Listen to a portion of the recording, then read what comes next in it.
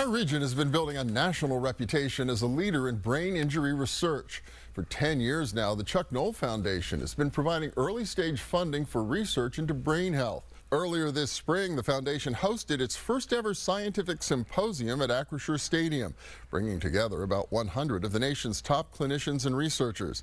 One topic that turned heads was a groundbreaking study on the impact of concussions on women, who often experience more severe and longer-lasting symptoms than men.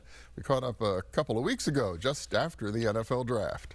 Dr. Julia Rios is director of the Center for Reproductive Endocrinology and Fertility at the University of Pittsburgh School of Medicine and McGee Women's Hospital of UPMC. Dr. Anthony Contos is research director of the Concussion Research Laboratory and UPMC Sports Medicine Concussion Program. And welcome. Good to have you both with us. Thank you for having us. Important work, and a lot of it, the awareness of this really was birthed in Pittsburgh here decades ago.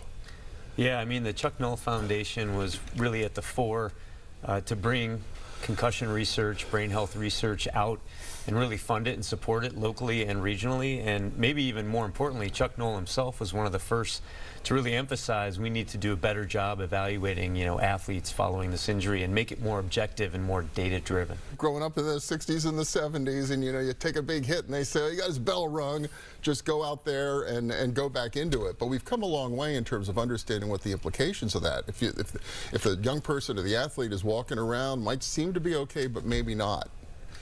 Yeah, absolutely. The days of calling it a bell ring or getting getting dazed or just dinged or whatever you want to call it are hopefully behind us. Just like we hope the days of resting after this injury are behind us as well. And we know, active treatments, early assessment, and specialty care are the key to a good and safe recovery. Yeah, and we've learned a lot about men, as I understand it, over the past few decades, but not as much about the impact on women. Why is that?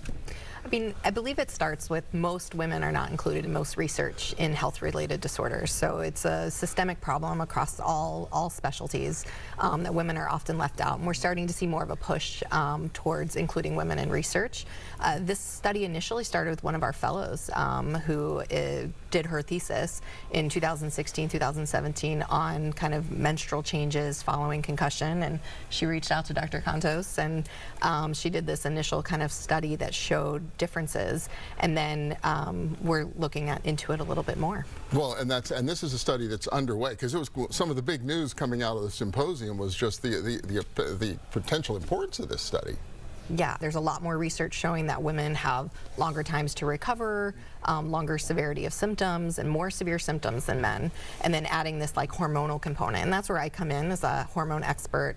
And so we added a lot of biological data to understand blood markers as well as urine, so we can actually track the hormones of the menstrual cycle, because they fluctuate so much, and people don't want their blood drawn every day. So we can collect urine instead.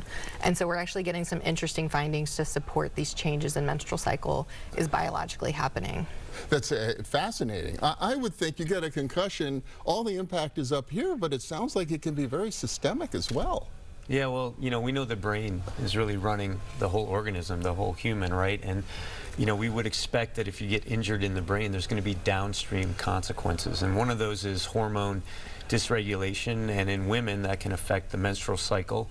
And we think it affects the hypothalamus and the pituitary gland, and then just goes downstream.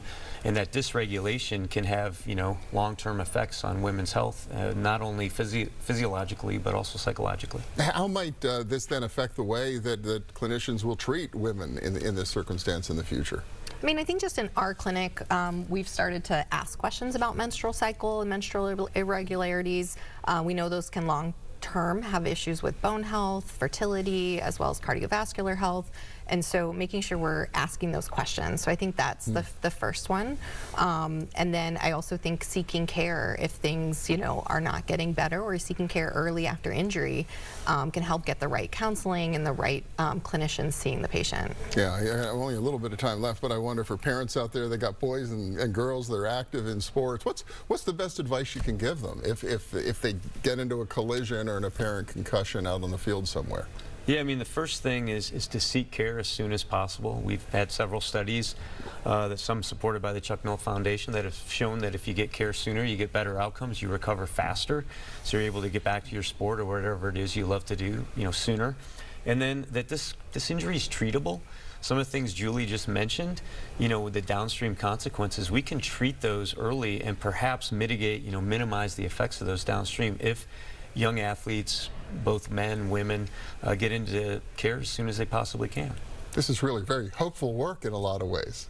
Yeah, absolutely. And I think, as Dr. Contos mentioned, having the athlete that gets injured or anyone to move around, no longer to rest is the recommendation, and so that can also help as well as seeking that early care. That's fascinating. Don't try to sleep it off. Get up, get about, and work your way through it. Well, this is fascinating stuff. It is so exciting to hear that so much of it is being funded right here in Pittsburgh and happening right here in Pittsburgh. Really appreciate it. Yeah, thanks for having us. Through 2025, the Chuck Noll Foundation awarded about $4.4 million for brain injury research, leveraging an additional $18 million in funding. Next up, employers across our region are stepping up to unlock career paths for homeless kids. Please stay with us.